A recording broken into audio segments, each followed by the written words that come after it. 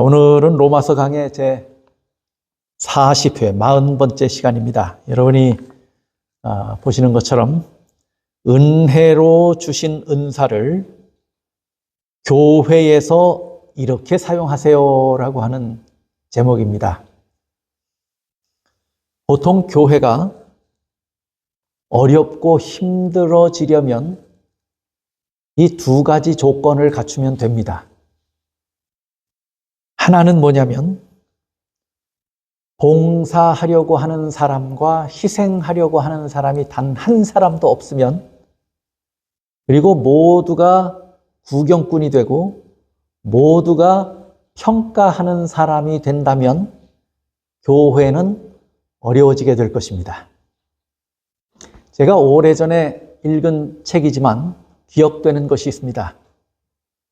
약 100여 명의 교인이 출석하는 교회가 성장하는 교회냐 성장하지 않는 교회냐를 분류하는데, 무엇으로 분류하는 것을 보았냐면 똑같은 100여 명이 있는 교회인데 어떤 교회는 성장하는 교회로 평가받았고 어떤 교회는 성장하지 않는 교회로 평가를 받았어요.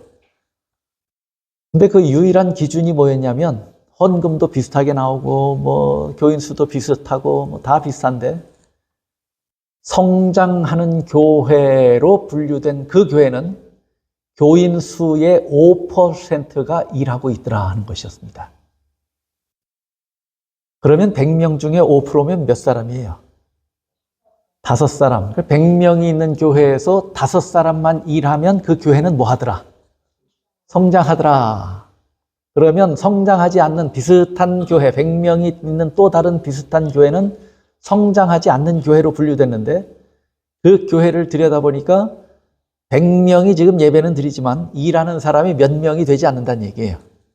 5명도 채 되지 않는다는 얘기예요. 그래서 성장하는 교회와 성장하지 않는 교회를 똑같은 수로만 비교하지 않고 그 안에 일하는 사람이 있느냐 없느냐로 비교해서 분류하는 것을 봤습니다.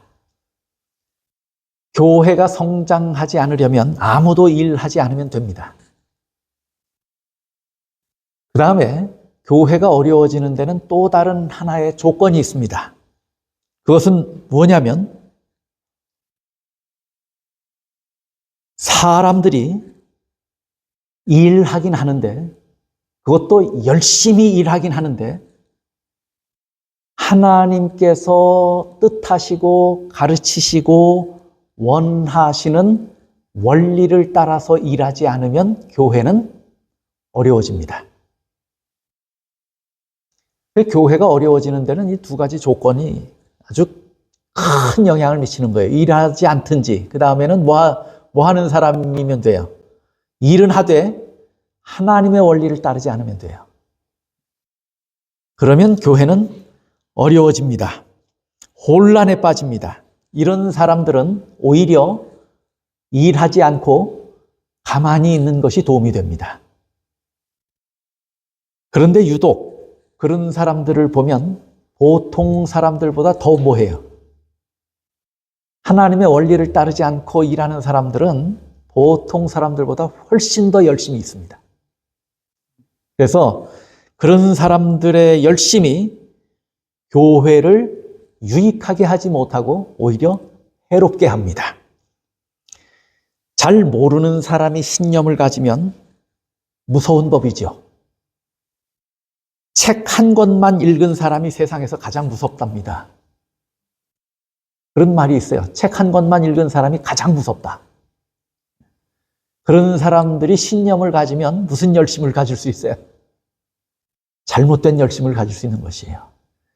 그런 열심을 가진 사람의 영향력이 가만히 있는 사람들보다도 훨씬 더 해로운 결과를 만들어낸다고 하는 것입니다.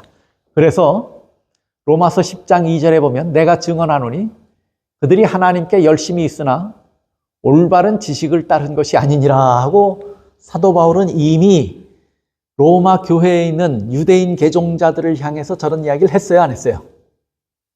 했어요. 그들에겐 뭐가 있어요? 열심이 있어요. 그런데 그 열심은 올바른 지식을 따른 것이 아니에요. 하나님이 원하시는 것이 아니고 뜻하시는 것도 아니고 하나님의 원리를 따라 한 것이 아니에요. 그러면서도 열심을 낼 수 있습니까? 그러면서도 열심을 낸 거예요. 나는 할례 했는데 너희 왜 할례 받지 않느냐? 하나님께서 그들도 은혜로 구원하셨는데 그러면 다 같이 구원 얻은 형제인데 그들을 용납하고 포용해야 하는데 할례 받지 않았으니 하고 배척합니다. 그 열심히 교회를 어떻게 했을까요? 그 열심히 교회를 부수고 있었던 것입니다. 해롭게 했던 것입니다. 그 열심은 잘못된 열심이에요. 올바른 지식을 가진 열심이 아니에요. 잘못 알고 열심을 가지면 안 됩니다. 성경은 우리에게 열심을 내라고 말합니까? 아닙니까? 열심을 내라고 말하죠. 로마서 12장 11절 부지런하여 게으르지 말고 뭘 품고요? 열심을 품고 주를 섬기라. 주를 섬기는 일에 뭐 하라고 말해요? 성경은 열심히 하라고 그래요. 또 요한계시록 3장 19절에 보면 특별히 열심이 없는 세대, 마지막 라오디게아 교회의 세대에 대하여 권면하기를 물은 내가 사랑하는 자를 책망하여 징계하노니 그러므로 내가 뭘 내라고요? 열심을 내라, 회개하라. 성경은 우리에게 열심을 내라고 말합니까? 안 합니까? 말하죠. 열심을 내야 한다고 말합니다. 그런데 그 열심이 뭘 따르는 열심이어야 돼요? 하나님의 뜻대로 하는 열심이어야 돼요. 하나님께서 원하시는 원리를 따르는 열심이어야 돼요. 그것 외에 다른 열심을 가지면 오히려 하나님을 대적하게 되고 결과적으로 하나님의 교회를 허무는 열심이 됩니다. 그런 사람이 있었습니까? 그런 사람이 있었어요. 빌립보 3장 6절에 보면 열심으로는 교회를 박해하고 누가 이랬어요? 사울이 이렇게 했죠. 바울이라고 하는 이름을 갖기 전에 사울의 모습은 어땠어요? 열심히 있었어요. 율법의 의로는 흠이 없는 자예요. 유대인의 기준으로 보면 사울 같은 완전한 지식과 아주 뜨거운 열심을 가졌던 사람이 없는 것입니다. 그래서 사울은 스스로 뭐라고 말했냐면 난 열심히 있었다고 그랬어요. 열심히 있는 사람이 그의 신앙과 종교 생활에 열심히 있었다는 얘기예요. 그렇죠? 그의 신앙에 열심히 있었던 사람이에요. 그런데 열심을 내다 보니까 뭘 더 박해해요? 저 사람은 가만히 있어야지 열심을 내면 낼수록 교회는 어떻게 되는 겁니까? 교회는 어려워지는 거예요. 그랬던 사도 바울이 또 다른 한 열심을 이야기합니다. 고린도후서 11장 2절에 보면 내가 누구의 열심으로 이제? 하나님의 열심으로 너희를 위하여 뭘 낸다고요? 이제는 사울이 바울이 된 후에 예수님을 만난 후에 똑같이 열심을 내요. 그의 신앙을 위해서 열심을 내는 거예요. 예전에도 그의 신앙을 위해서 열심을 냈어요. 그런데 그 열심은 하나님의 뜻대로 하는 것이었어요? 아니에요. 하나님의 원리를 따라서 열심을 낸 것이 아니에요. 그랬는데 예수님을 만나고 예수님의 뜻이 무엇인지를 분별하고 나니까 다시 열심을 내는데 이번에는 누구의 뜻대로 열심을 내요? 하나님의 뜻대로 열심을 내요. 그래서 내가 열심을 내노니 내가 너희를 정결한 처녀로 한 남편인 그리스도께 드리려고 중매함이로다. 예전에는 그의 신앙을 위하여 낸 열심이 교회를 허무는 일이 됐어요. 박해하는 일이 됐어요. 그런데 이제 하나님의 뜻대로 열심을 내니까 그 열심이 교회를 어떻게 해요? 정결하게 해서 하나님 앞에 세우도록 하는 열심이 그에게 있었어요. 이렇게 하는 열심을 성경은 뭐라고 말했냐면 하나님의 뜻대로 하는 열심이라고 말합니다. 구약 성경에도 신약 성경에 사도 바울이 자기에게 열심이 있었다 스스로 얘기한 거예요. 그렇죠? 구약 성경에도 내가 열심히 있다라고 스스로 고백한 사람이 있습니다. 그 사람이 누구냐면 엘리야입니다. 엘리야가 바알 선지자들과 전쟁을 치룬 후에 이세벨의 협박을 받고는 뭐해요? 도망을 가죠. 그래 도망을 가서 그리 시냇가에서 잠들었을 때 하나님께서 그를 깨우고 먹이시고 그 다음에 힘을 내게 하시고 그렇게 해서 엘리야는 또 뭐 합니까? 계속 도망을 가요. 40일을 도망가서 어디에 가 숨었냐면 굴 속에 가 숨었죠. 그러니 하나님이 그 굴 속에까지 찾아오셔서 뭐라고 말씀하시냐면 네가 왜 여기 있느냐 하고 말씀해요. 그랬더니 엘리야가 하나님께 뭐라고 얘기해요? 하나님, 보세요. 이스라엘 백성들을 보세요. 나 말고 누가 남았습니까? 내가 하나님께 열심히 특심하오니 그랬어요. 그 말은 뭐예요? 자기가 가진 열심이 대단히 특별하고 열렬한 마음이다 그 말이에요. 그렇죠? 여러분이 가진 다른 성경에는 내 열심이 유별하오니 이렇게 번역된 데 있어요.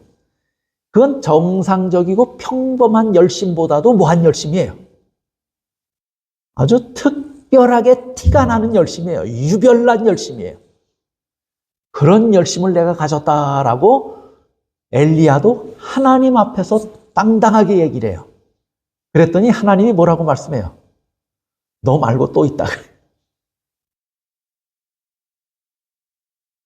성경에 열심을 가진 사람들의 모습을 우리가 찾을 수 있어요. 근데 엘리야가 잠깐 그렇게 의기소침돼서 그렇게 됐지만 엘리야의 일생의 하나님을 향한 열심은 우리가 감히 따라갈 만한 열심이 아니에요. 대단히 위대하고 훌륭한 업적을 남긴 열심이 그에게 있었습니다. 그러면 성경은 우리에게 열심을 가지라고 하는 말이 하나님의 본심이 맞습니까? 아닙니까? 맞아요. 또 열심을 가진 사람들의 모습을 성경에 기록하고 우리에게 그런 열심을 본받으라고 말합니까? 안 합니까? 말해요. 그러면 우리에게 열심이 있어야 돼요. 그렇죠? 그런데 그 열심은 무슨 열심이어야 돼요? 하나님의 뜻대로 하는 열심이어야 돼요. 열심에도요, 성경에 열심이라고 하는 열심 있는 사람들의 모습 또는 열심이라고 기록된 사건 이런 것들을 여러분이 쭉 살펴서 보시면 약 3가지의 열심이 등장해요. 성경에. 하나는 누구의 열심이냐면 하나님의 열심이에요. 하나님의 열심은 우리를 구원하시는데 하나님이 열심히 일하십니까? 열심히 일하셔요. 열심히만 하시는 것이 아니고 그분처럼 희생적인 구원의 은혜를 베푸신 분이 누가 있어요? 그만큼 하나님은 열심히셨어요. 또 하나님의 열심은 지금도 우리를 붙드시고 우리를 인도하시는 일에 하나님은 열심히 있어요, 없어요? 하나님의 열심이 있어요. 그런데 성경을 읽다 보면 하나님의 열심도 기록되어 있고 사람들이 자기 자신의 열심을 가진 사람들의 모습도 기록이 되어 있습니까? 없습니까? 사람들의 열심도 있어요, 없어요? 사람들의 열심의 모습들도 기록되어 있어요. 그런데 그 사람의 열심은 나누어져요. 하나는 하나님의 뜻대로 열심을 내는 사람들도 있고 자기의 뜻대로 열심을 내는 사람들도 있어요. 그런 사람들의 모습이 성경에 등장해요. 그렇죠? 그러면 그걸 다 모아서 사람의 열심이라고 분류할 수 있어요. 그 다음에 성경에 등장하는 또 다른 열심의 모습이 있어요. 그건 누구의 열심이냐면 사탄의 열심이에요. 사탄도 열심히 일합니까? 안 합니까? 사탄도 열심히 일해요. 마귀도 일합니다. 오히려 열심으로 치자면 마귀의 열심은 하나님보다는 못할지 모르지만 사람보다는 뭐 할까요? 마귀의 열심은 사람보다는 더 할 거예요. 분명히 사람보다는 더 할 겁니다. 저는 분명하게 확실하게 알고 있는 것은 뭐냐면 마귀는 단 한 번의 안식일도 거르지 않고 주의 성전에 나옵니다. 우리보다 열심히 있어요, 없어요? 단 한 번의 예외 없이 안식일에 성전에 나옵니다. 마귀도.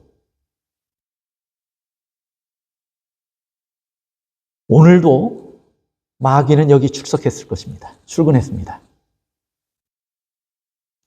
왜 마귀가 거룩한 안식일에 교회에 출근할까요?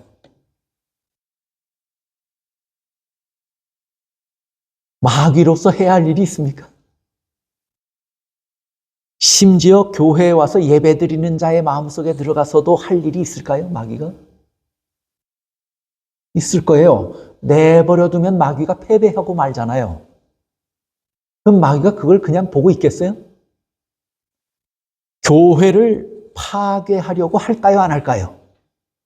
하나님의 백성들의 마음에 들어가서 보이는 모든 사람을 향하여 불평과 불만의 정신을 갖게 하고 원망의 정신을 갖게 하고 하나님의 말씀에 신앙의 모습에 불신의 정신을 갖게 하려고 하는 노력과 열심이 마귀에게 있을까요? 없을까요?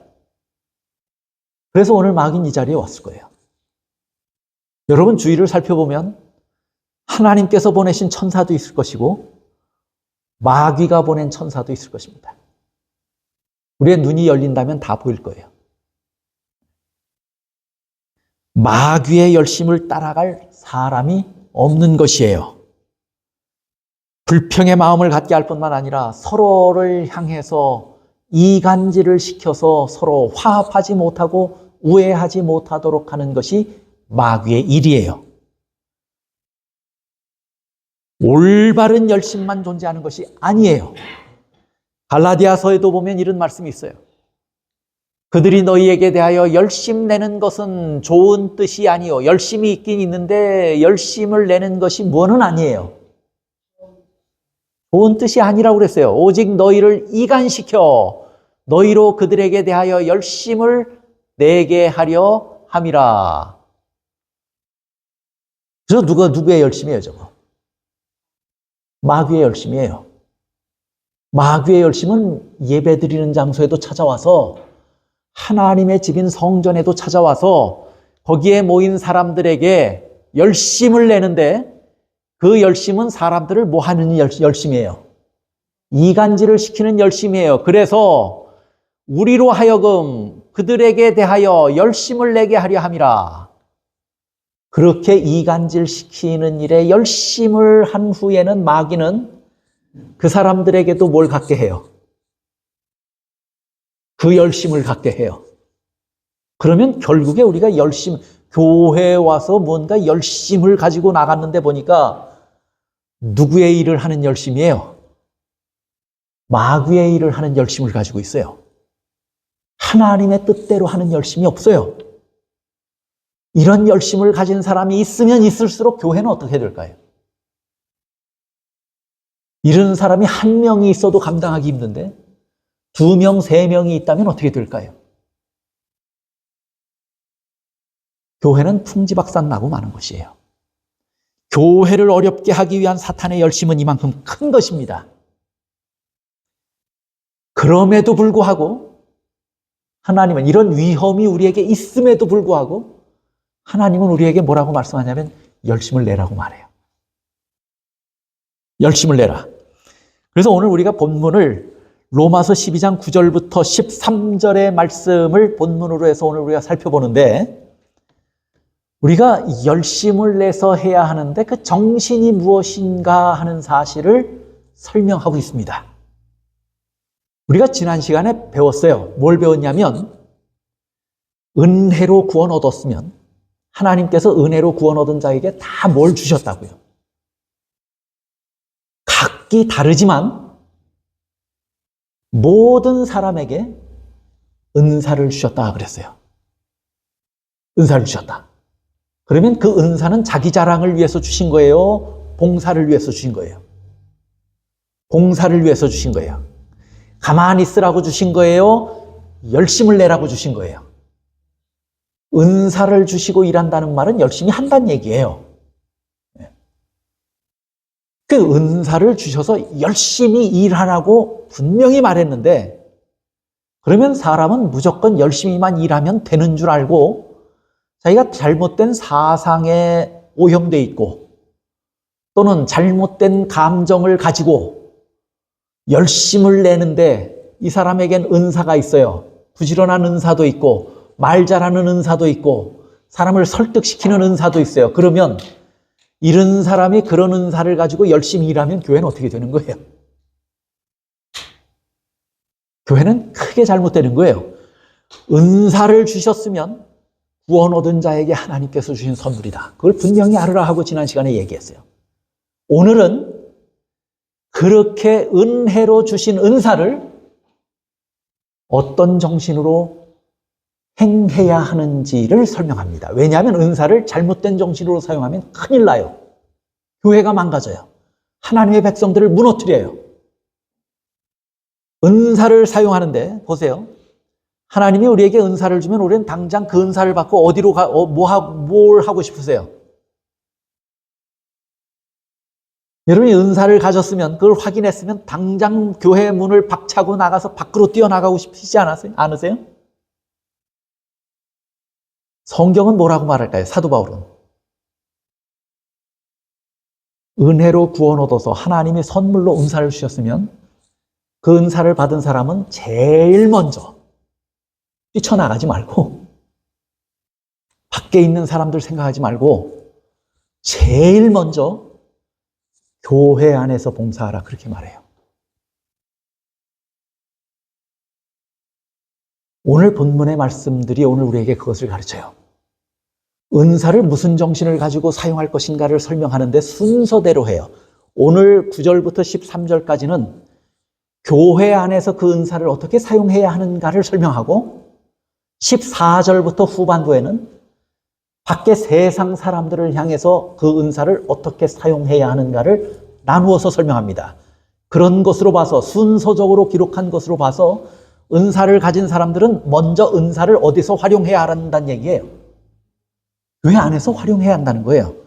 교회 안에서 활용하되 이런 정신을 가지고 교회 안에서 해라 하고 권면합니다. 그 말씀이 무엇인가를 오늘 우리가 순서대로 살펴보는 것입니다. 로마서 12장 2절, 은사를 행하는데 이 뜻을 알아야 돼요. 하나님의 선하시고 기뻐하시고 온전하신 뜻이 무엇인지 분별하도록 하라. 은사를 사용하는데도 이것이 필요합니까? 안 합니까? 진리를 분별하는데도 필요하고, 내가 은사를 무엇을 입었는지를 아는데도 필요하고, 우리가 가진 은사를 활용하고 섬기는 일에도 필요하다고 말합니다. 그 다음에 보세요. 하나님의 선하시고 기뻐하시고 온전하신 뜻을 분별하라고 그랬어요. 은사를 사용하는 일에 있어서. 그런데 오늘 본문의 말씀을 보니까 12장 9절 보니까 8절까지는 은사의 종류를 설명했죠. 오늘 9절부터는 그렇게 종류대로 나누어진 은사를 가진 사람이 어떤 정신으로 해야 하는지를 하나씩 설명합니다. 첫 번째 정신이 뭐예요? 여러분, 은사를 가졌으면 이런 마음으로 해야 한다 그거예요. 이런 마음으로 하지 않으면 하나님의 뜻이 아니에요. 하나님이 그 봉사를 받지 않으신다 그 말이에요. 그럼 첫 번째 하나님이 원하시는 뜻은 뭐냐면, 은사를 활용함에 있어서 하나님의 뜻은 사랑에는 거짓이 없나니 악을 미워하고 선에 속하라 하는 것입니다. 이 말씀이 무슨 말 같아요? 자, 먼저는 그러면 사랑을 실천할 장소는 어딜까요? 사랑이라고 하는 단어를 제시하셨어요. 그러면 지금 순서대로 사도 바울이 가르치고 있는 것으로 봐서 은사를 어디서 실천하라고요? 교회에서. 그러면 저 사랑도 어디서 먼저 실현하란 얘기예요? 교회에서 먼저 하라고 말이에요. 교인은 사랑하지 않는데 밖에 있는 사람, 교인은 다 미워요. 교인들에게는 불평불만이 많아요. 이 사람에게도 있고 저 사람에게도 있어요. 근데 그 사람이 밖에서는 참 친절하고 사랑이 많아요. 잘하는 거예요? 잘못한 거예요? 잘못한 거예요. 사랑이 있는데, 사랑해야 되는데 어디서 먼저 실현하라고요? 교회에서 먼저 실현하라 그 말이에요. 그 사랑을 실천도 어디서 먼저 하라는 거예요? 교회에서 먼저 하라 그 말이에요. 사랑은 그리스도인의 삶의 특징일 뿐만 아니라 그리스도인에게 있어서는 핵심 가치입니다. 예수님이 이것을 가르쳤고 이 사랑 때문에 예수님은 뭘 버렸어요? 생명을 버려서 어떻게 사랑하는 것인지를 증명했어요. 그렇죠? 그리고 뭐라고 말씀하셨냐면 내가 너희를 사랑한 것 같이, 그렇게 말씀했어요, 안 했어요? 그렇게 말씀하시면서 너희도 서로 뭐하라? 사랑하라. 그 말씀을 들은 사람들이 누구예요? 예수님의 제자들이고 예수님의 말씀을 듣고 따르던 사람들에게 예수님이 하신 말씀이에요. 그러면 예수님을 따르는 길에서 제일 먼저 해야 할 일은 뭐냐면 그리스도인 가치, 그리스도인 핵심 가치는 뭐냐면 그리스도인들이 서로 사랑하는 겁니다. 그래서 사랑은 어디서 먼저 실현하라고 말하는 것이냐면 교회에서 먼저 실현하라는 거예요. 그런데 어떻게 실현해야 하는가? 사도 바울은 그것을 설명해요. 교회 안에서 형제를 사랑할 때 어떻게 사랑해야 하는가? 사랑에 뭐가 있으면 안 돼요. 우리가 사랑하지 않으면서 사랑한다고 말할 수 있습니까? 없습니까? 그런데 그 사랑은 참입니까? 거짓입니까?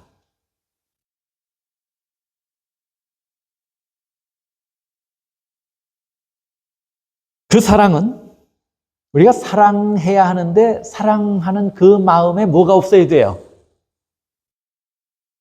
거짓이 없어야 돼요. 그리고 그 사랑은 진실되어야 합니다.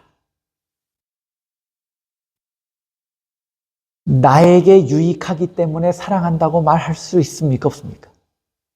아이들이 사랑이라고 하는 개념을 다 이해 못할 때도 부모에게 사랑한다고 말해요, 안 해요? 해요. 어떨 때 하냐면 맛있는 거 주면 해요, 안 해요? 그 아이가 요구하는 것을 들어주면 사랑한다고 말해요, 안 해요? 훈련에 의해서 하는 것인지도 몰라요. 그 마음 안에 진실함이나 정직해. 물론 아이가 크면서 부모를 처음에는 의지하는 마음이 강하다가 나중에 철이 들면 부모를 사랑하죠. 그런데 그 어린아이의 마음에 사랑이 완성되지 않았음에도 불구하고 사랑한다는 말을 할 수 있어요. 어린아이면 그것이 당연히 자라는 한 과정이라고 우리가 말할 수 있겠지만 우리가 다 성인이 돼서 다 철들었음에도 불구하고 자기의 유익 때문에 사랑한다고 말하고 자기의 유익 때문에 친절함을 베풀고 할 수 있습니까? 없습니까? 다른 꿍꿍이 속을 뒤에 감추고 또 자기 위신이나 자기 체면 때문에 사랑한다고 말할 수 있습니까? 없습니까? 여러분들이 한국만 그런지 다른 나라도 그런지는 모르겠어요. 그런데 제가 요즘에 그 한국의 가수들이 뭐 나이도 저희 딸들, 저희 자녀들보다도 어리고 그 아이들이 하는 행동이나 입은 옷이나 뭐 하는 것이 영 마음에 안 들어요. 네. 그래서 그런 거 나오면은 아유 별 관심도 없고 보고 싶질 않아요. 근데 그 아이들이 뭐라고 이야기하냐면 한결같이 다 한 다음에 여러분 사랑합니다. 그거는 어디 그걸 가르쳐서 그렇게 하는 건지 전부가 그러는 것 같아요. 다른 나라의 가수들도 그러는지 모르겠어요. 근데 그 아이들이 여러분 사랑합니다라고 말할 때 그 사랑은 어떤 사랑인 것 같아요? 그 마음 안에 진짜 사랑이 있어서 그래요? 그 자기 위신이나 자기 체면이 자기에게 유익하고 그래서 하는 얘기 아니에요? 그 마음에 정직함이 있어요? 제가 이 사람은 요제프 맹겔레라고 하는 사람인데 저 사람이 누구냐면요. 그 아우슈비츠의 나치의 군의관이에요. 그런데 저 사람의 별명이 친절한 요세프 아저씨예요. 그런데 우리가 다 기록으로도 남아서 이제는 압니다. 독일 나치가 유대인들을 잡아서 그 사람들을 잡아서 감옥에 가둔 다음에 그냥 별 가치가 없는 사람들은 바로 가스실에 보내서 죽이기도 했지만 어떤 사람들은 분류가 돼서 당장 죽지 않은 사람들이 있어요. 그 사람들은 뭐에 사용됐냐면 생체 실험에 사용됐습니다. 근데 생체 실험에 사용된 사람의 수만 40만 명에 이른다고 그랬어요. 어마어마한 수지요. 그런데 아주 잔혹하고 천인공노할 만한 그 이야기들이 남아 있습니다. 그런데 그 아우슈비츠에서도요, 가장 악명 높은 생체 실험이 있었습니다. 그게 뭐냐면 쌍둥이 실험입니다. 쌍둥이 실험인데 쌍둥이 실험을 책임지고 자행했던 사람이 이 사람입니다. 그런데 정작 이 사람은요, 쌍둥이들에게 친절한 요세프 아저씨라고 불렸습니다. 이 사람은 잡혀오는 사람들을 분류해서 가스실에 넣고 뭐하고 하는데 어린아이들은 150cm가 넘지 않으면 전부 바로 가스실에 보냈대요. 필요가 없으니까. 그런데 쌍둥이들만은 예외였습니다. 이 사람이 와서 쌍둥이들이 들어오면 쌍둥이들을 다 분류해서 자기가 연구하는 빌딩에 데리고 가요. 거기서 숙식을 시켜요. 그런데 거기서 늘 저 사람이 보이는 것처럼 머리는 반듯하게 늘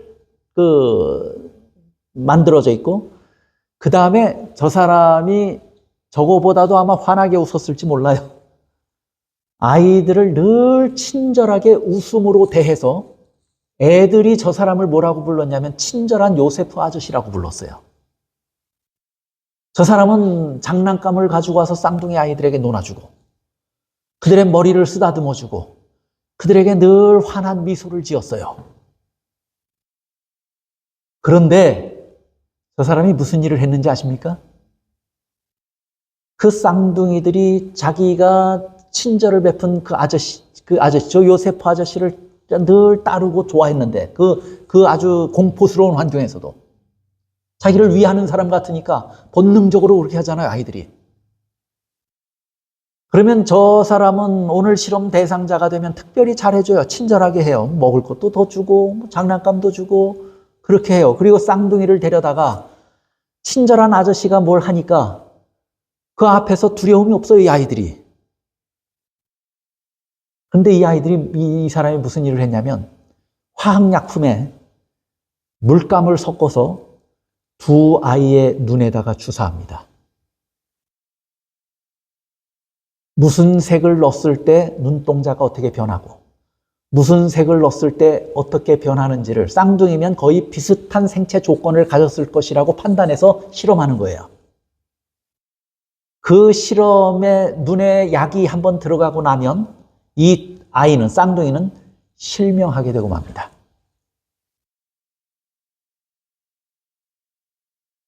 이 사람은 겉으로는 뭐 했던 사람이에요? 친절했던 사람이에요. 그 아이들은 저 아저씨는 우리에게 친절하고 우리를 사랑하는 사람이라고 믿었어요. 그리고 이 사람이 또 쌍둥이들, 이게 그 안에서도 아주 악명 높은 실험, 생체 실험의 기록으로 남아있는 거예요. 근데 이 사람이 또 무슨 일을 했냐면, 쌍둥이들의 신체 부위를 거의 다 같은 비슷한 조건이라고 생각해가지고, 각각 신체 부위에 이런 세균을 집어넣어보고 이 아이에게는 또 다른 세균을 집어넣어보는 거예요. 그래서 각각의 세균에 대해서 어떻게 반응하는가를 살펴요. 심지어는 이 사람이 한 제일 큰 악한 행위는 뭐냐면 두 아이의 장기를 바꿔버리는 거예요. 이 사람에게서, 이 아이에게서 이 장기를 떼고 저 아이에게서 저 장기를 떼서 바꿔 달아요. 그리고 살을 사는가 안 사는가를 봐요. 팔과 다리를 절단해가지고 서로 바꿔서 붙여놨어요. 그리고 그것이 제대로 신경이 연결되어서 작용을 하는가 안 하는가를 살펴요. 다음에 더 악한 것은 뭐냐면 두 아이를 붙여서 하나로 만드는 샴 쌍둥이를 만드는 수술을 해요.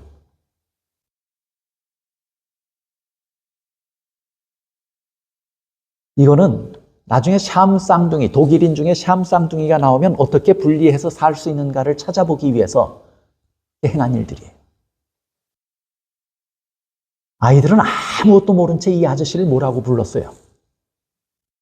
친절한 요세프 아저씨. 저 아저씨는 우리를 뭐 하는 사람? 사랑하는 사람.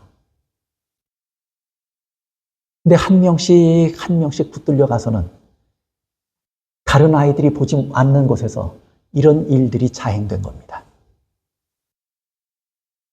이 요세프가 보여준, 아이들에게 보여준 친절과 사랑은 참입니까? 거짓입니까?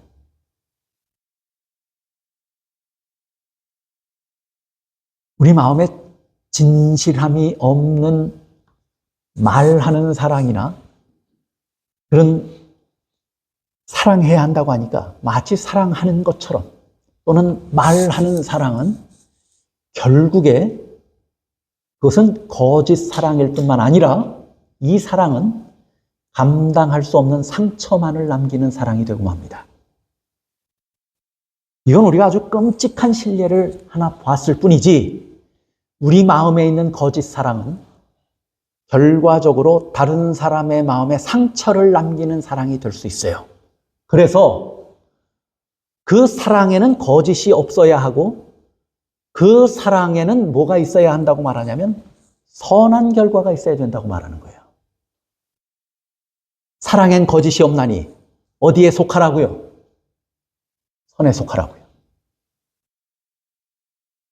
말뿐인 사랑과 가짜 사랑을 가진 채로 그리스도인 형제인 것처럼 살아갈 때 그것은 하나님께서 그 마음의 중심을 살펴볼 때 아시는데 그 사랑은 하나님 앞에도 큰 범죄일 뿐만 아니라 다른 사람들 앞에서 진실되지 않고 또는 선하지 않은 결과를 남기는 사랑이 됩니다.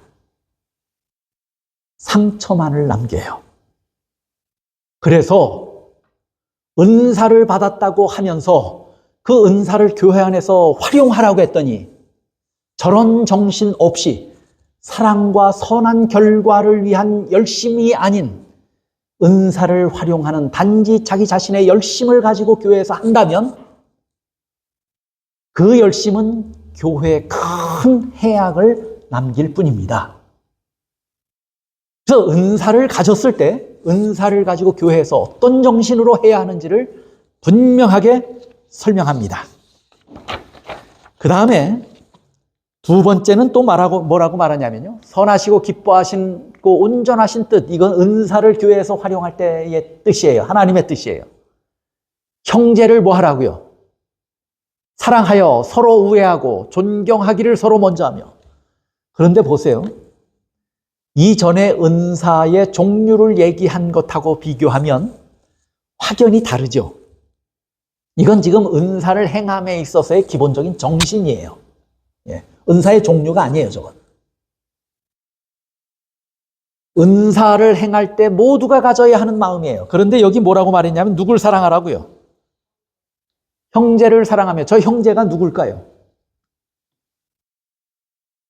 저기 아델포스라고 하는 헬라어를 사용하는데 보통 형제라고 하는 말은 그 말은 뭐냐면 아델포스라고 하는 말은 같은 자궁에서 나온 사람들이에요.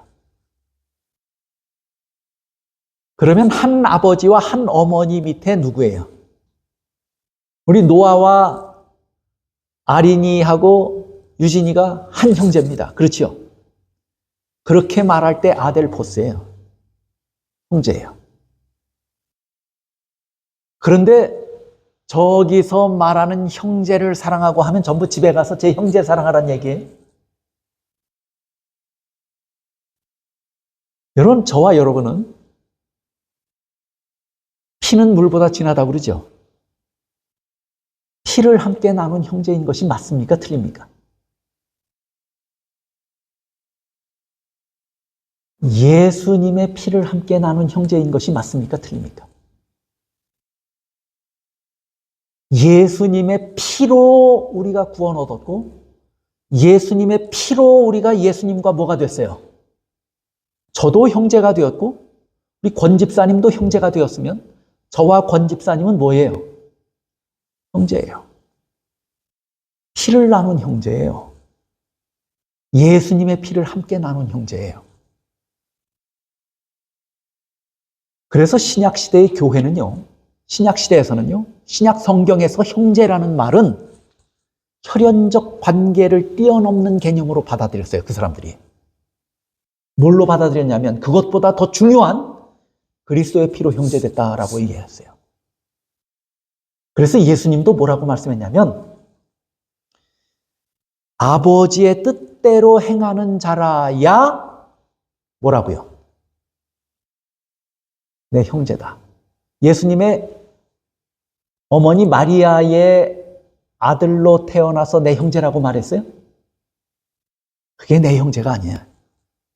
그게 아니고 진짜 형제는 하나님의 뜻대로 하는 자가 내 형제야. 이런 예수님의 가르침과 사도들의 가르침을 따라서 신약교회에 형성된 형제라고 하는 말의 개념은 그리스도의 피를 나누었고 하나님의 뜻을 행하며 사는 그리스도인 공동체를 서로 뭐라고 불렀다는 거예요? 서로 형제라고 불렀어요. 우리는 믿음 안에서 한 형제 이렇게 얘기하죠. 그 말도 할 필요 없는 거예요. 신약시대에는 그렇게 말 안 했어요. 그냥 형제였어요. 왜요? 실제로 피를 나눴어요. 그리스도의 피를 함께 나눴어요. 그리고 하나님의 자녀가 되었다는 믿음을 실제 가지고 있어요. 그래서 교회 안에, 공동체 안에, 교회 안에 있는 다른 사람을 뭐라고 부른 거예요, 그들이? 형제라고 부른 거예요. 그러면 지금 은사를 받아서 형제를 사랑하고라고 말할 때 교회 밖에 나가서 하라는 얘기예요? 아니면 그리스도인 공동체 안에서 지금 먼저 하라는 얘기예요? 그리스도인 공동체 안에서 먼저 하라는 거예요. 형제라고 하는 개념이 그리스도인 공동체 안에서 있는 단어예요. 그런데 형제를 사랑하는데 형제를 사랑하는 방법을 설명했어요. 서로 뭐하고? 서로 뭐해요? 우애하고 서로 뭐하기를 먼저 하라고요.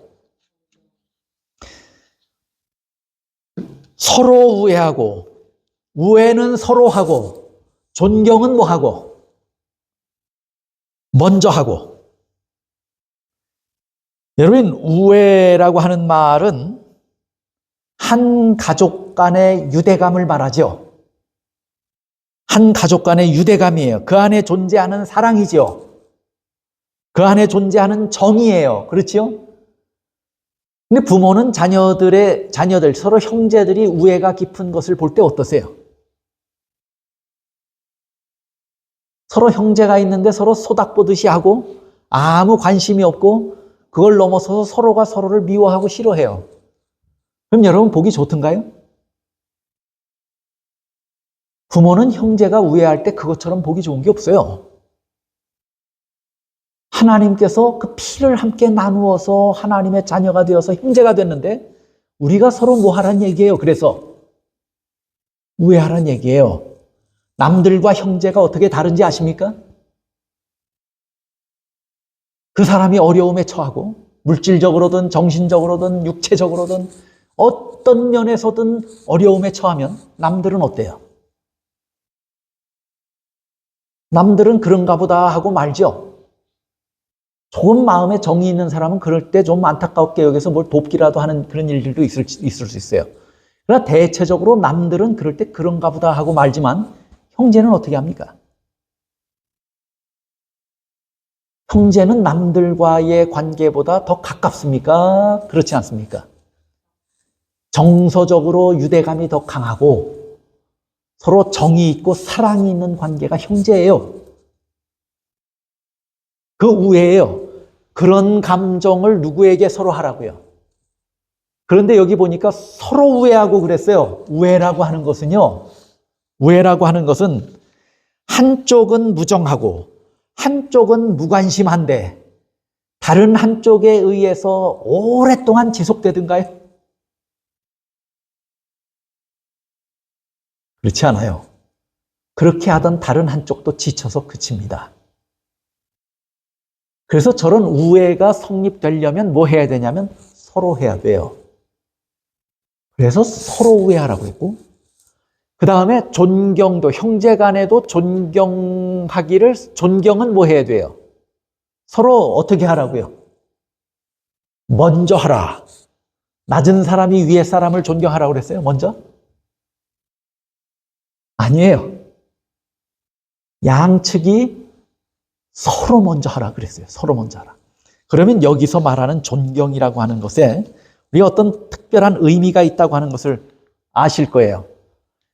히브리서 2장 11절 12절입니다. 거룩하게 하시는 이와 거룩하게 함을 입은 자들이 다 한 근원에서 난지라. 한 자궁에서 난지라. 그 말과 같은 거예요. 그러므로 뭐라고 부르는 거예요? 형제라고 부르는 거예요. 내가 주의 이름을 내 형제들에게 선포하고 내가 주를 교회 중에서 찬송하리이다. 형제가 누군지 분명하게 가르치죠. 잠언 17장 17절 친구는 사랑이 끊어지지 아니하고 형제는 위급한 때를 위하여 낳느니라. 위급할 때 남들은 모른 채 해도 형제는 뭐예요? 형제는 위급한 때를 위해서 낳았다고 그랬어요. 형제는 저렇게 존재하는 거예요. 그래서 저 우애는, 형제 간의 우애는 반드시 있어야 합니다. 반드시 있어야 하는데 우애만 있어서가 되는 것이 아니고 무엇도 하라고 말하냐면 존경도 하라고 말합니다. 그렇지요? 그런데 우리가 존경하면 흔히 별 부족한 사람이, 모자란 사람이, 훌륭한 사람 또는 많이 가진 사람을 뭐 하는 마음이에요? 높여보는 마음이 존경이라고 생각하잖아요. 그렇지요? 그런데 많이 가진 사람이나 많이 배운 사람이나 높은 지위에 있는 사람에게도 지금 누구를 존경하라는 얘기예요. 내 형제 중에 지극히 작은 자도 뭐 하라는 얘기예요? 존경하라는 얘기예요. 그거 어려워요? 쉬워요?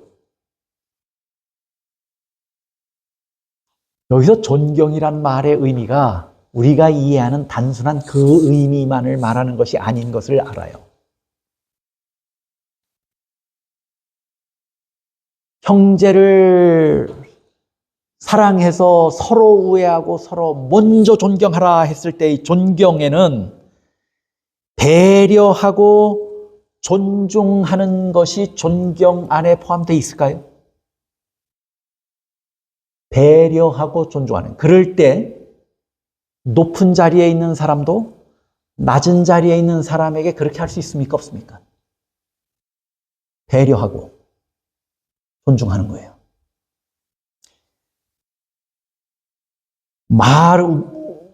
표정은 웃으면서 말하지만 그 말에 가시 있는 말을 할 수 있습니까? 없습니까?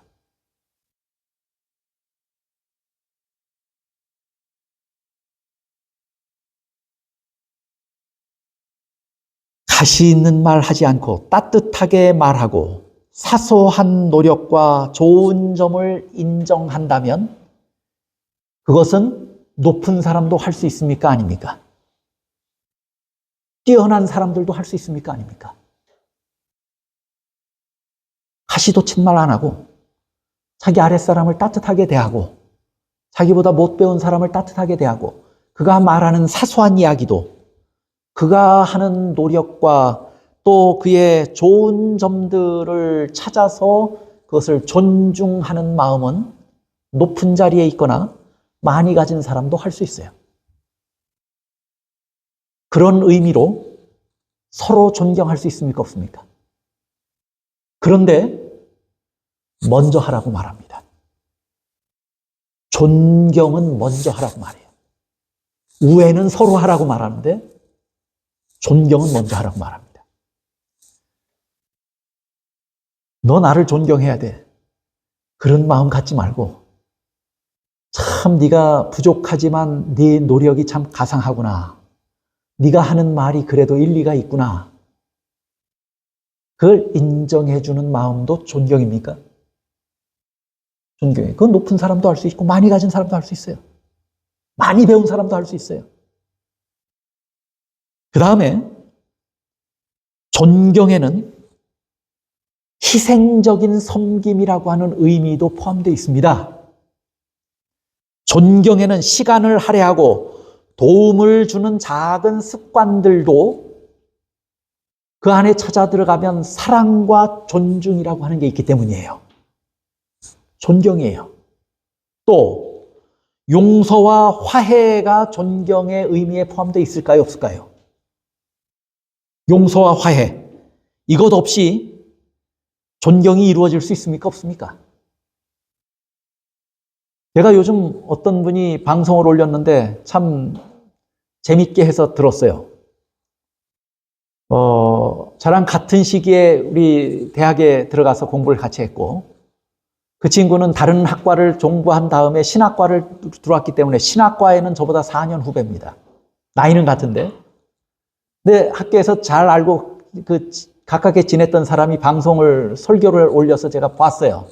근데 재밌는 얘기를 해요. 무슨 얘기를 하냐면, 전에 어떤 분이 재림교회 목사님 중에 한 분이 팥빵을 아시죠? 팥 들어간 빵 말고 그 음성만 해서 나오게 하는 근데 그 생활에 대한 문제며 성경에 대한 이야기들을 잘 부드럽게 설명을 해서 방송을 하는 분이 있어요. 그런데 그분이 팥빵 방송에서 전국 우리나라 사람 전체가 한 팥빵 방송 중에 탑 3 안에 들어갔어요. 한번. 그만큼 많이 들었다는 얘기예요. 수만 명이 듣는 거예요. 그런데 이 사람을 그렇게 하게 만든 사람이 있더라고요. 그 사람이 누구냐면 제가 지금 방금 말씀드린 그 목사님이에요. 그 목사님도 뭐 하고 있었냐면 방송을 하던 분이었어요.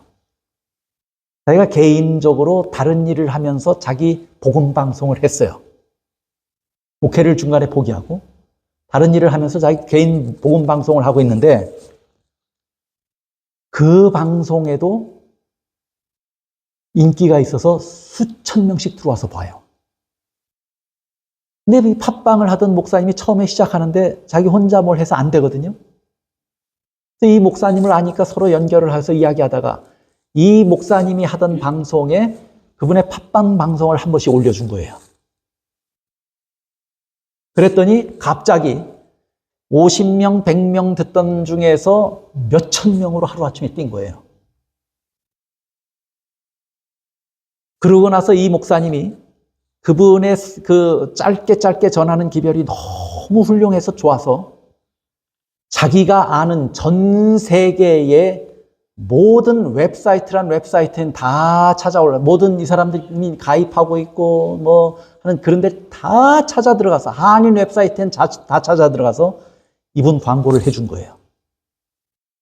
광고를 하다 보니까 이단교회라고 해서 자기는 탈퇴당했대요. 아주 수십 곳에서 탈퇴를 당했대요. 그러나 이분 거를 올려주고 자기 탈퇴당한 거예요. 그렇게 되기 시작하면서 이분의 팟빵이 전 세계적으로 퍼져나가기 시작했어요. 거기까지는 서로 형제 우애가 좋습니까? 안 좋습니까? 좋죠. 그리고 이 일의 결과가 좋아요, 안 좋아요? 좋아요. 전 세계에 있는 한인들이 이 좋은 기별들을 들어요. 그런데 어느 날 이 두 사람 사이에 의가 났어요.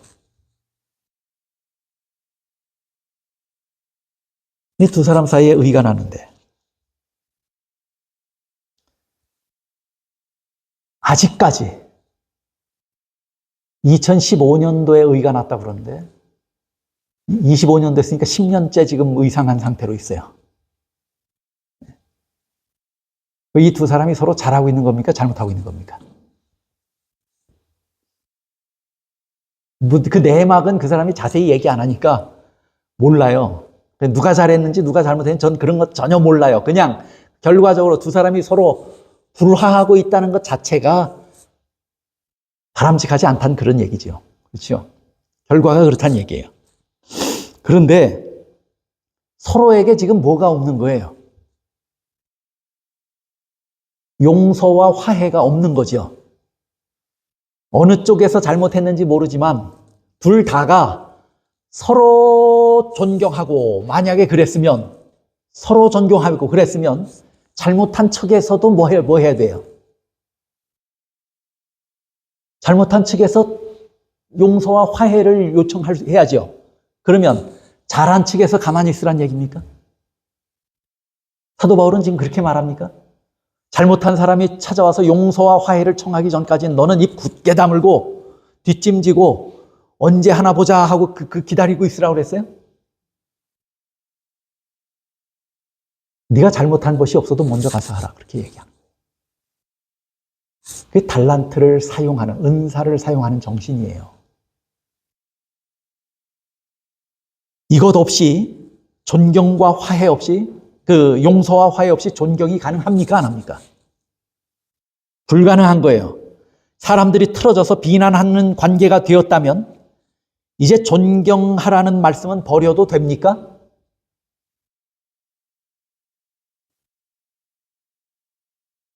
용서와 화해를 통해서 이것을 반드시 회복하라고 권면하고 있는 것입니다. 그 다음에 존경하라고 하는 말은요, 이 세상에 어느 누구도 그가 못 가졌고 못 배웠어도, 그리고 아주 못났어도 그 사람의 인격이 무시당해서 괜찮은 사람은 이 세상에 단 한 사람도 없습니다. 심지어 홈리스들이 한국에 가서 이렇게 하면, 여기 내 자리니 신문 덮고 자면 지나가는 사람이 발로 차고 거기 그러고 있는 사람조차도 그 인격이 무시당해서는 안 되는 사람이에요. 하물며 그런 사람에게조차도 그 인격을 뭐 하란 얘기예요? 존중하란 얘기예요. 또 그런 사람들의 의견일지라도 경청하라는 거예요. 그게 뭐냐면 존경이에요. 그게. 이렇게 해서 은사가 활용되어야 한다고 말합니다. 여러분이 하나님의 은사를 받으셨습니까? 그러면 이런 정신으로 하라는 거예요. 이런 정신으로. 그리고 어디서 이런 정신으로 하라는 얘기예요? 교회 안에서 그런 정신으로 하라고 말이에요. 그 다음에 선하시고 기뻐하시고 온전하신 뜻, 세 번째 12장 11절, 부지런하여 게으르지 말고 열심을 품고 주를 섬기라.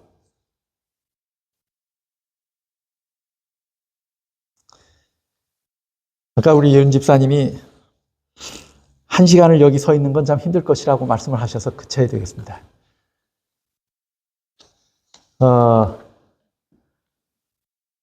시간이 많이 지나면 우리 집중력도 좀 흐려지고요.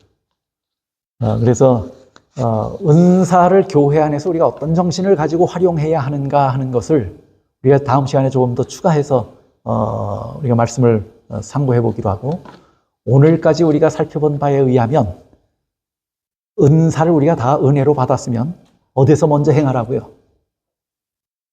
고개 들고 나를 나타내기 위해서 밖으로 뛰어나가라고 말 안 했어요.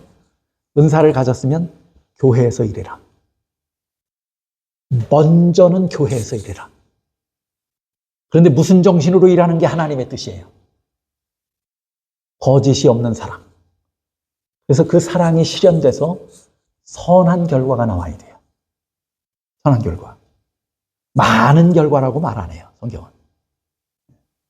선한 결과가 나와야 돼요. 또 형제가 사랑해서 서로 우애하고 존경하기를 서로 먼저 하는 정신이 기본적으로 은사 안에 있어야 합니다. 은사를 행하는데 그렇게 해야 합니다. 그게 누구의 열심이에요? 그게 하나님의 열심이에요. 그것 없이 하는 열심은 자기 열심이거나 아니면 마귀의 열심이 돼요. 그래서 오늘 우리가 사도 바울이 상당히 힘주어서 가르치고 어쩌면 강하게 권면하는 것 같지만, 이것이 마땅히 우리가 하나님의 자녀로 거듭났고 은사를 선물로 받았다면 이런 정신을 가지고 하나님의 은사를 잘 순종하고 활용해서 하나님의 뜻이 우리 안에서 그리고 교회 안에서 풍성하게 이루어지게 되기를 간절히 바랍니다. 말씀을 마치겠습니다.